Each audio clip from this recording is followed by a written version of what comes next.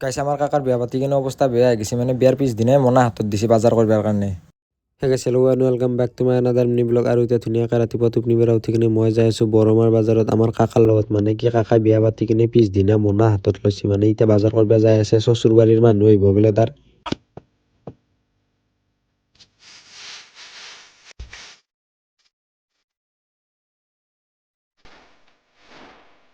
আৰু গাইছ এতিয়া বজাৰ কৰা কমপ্লিট হৈ গ'ল, খালি এটা বস্তু ল'ব লগা আছে, সেইটো এতিয়া আমি বাহিৰত যাই কিনে ল'ম। মানে আমি এতিয়া চিধা আহি গ'লো পম্পিক লেকিন পম্পিত আমি দৈ গল্লাটো ল'ব লগা আছে, সেইটো এতিয়া ধুনীয়াকৈ লৈ ল'লোঁ।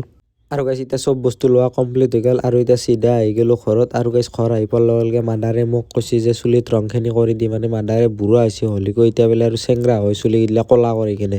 আৰু গাইছ এতিয়া মই চাহজান ভাইৰ লগত যাই আছোঁ তাৰ গাড়ীখন আনিবৰ কাৰণে, মানে তাৰ গাড়ীখন বহুত বেয়া আছিল সেইকাৰণে সি বোলে ভাল কৰিব দিছিল, এতিয়া তাকে গাড়ীখন আনিবৰ কাৰণে যাই আছোঁ। আৰু গাইছ এতিয়া গাড়ী ভাল কৰি কিনে থনথিনা কৰি থৈ দিছে, এতিয়া ধুনীয়াকৈ আমি গাড়ীখন ল'লোঁ আৰু লৈ কিনে আহি গ'লোঁ এতিয়া চিধা ঘৰত। আৰু গাইছ এতিয়া ভিডিঅ'টো আৰম্ভ কৰিছোঁ মানে গধূলি মানে ইমান গধূলিও নাই হ'লিকো মানে এতিয়া অলপমান পঢ়িব ওলাইছোঁ, কাৰণ কালি পৰীক্ষা আছে। তো কালি নাই চাগে পৰহি আছে, হ'লিকো ৰাতি হ'লে IPL চাব লাগে না, সেইকাৰণে এতিয়া অলপমান পঢ়ি আছোঁ।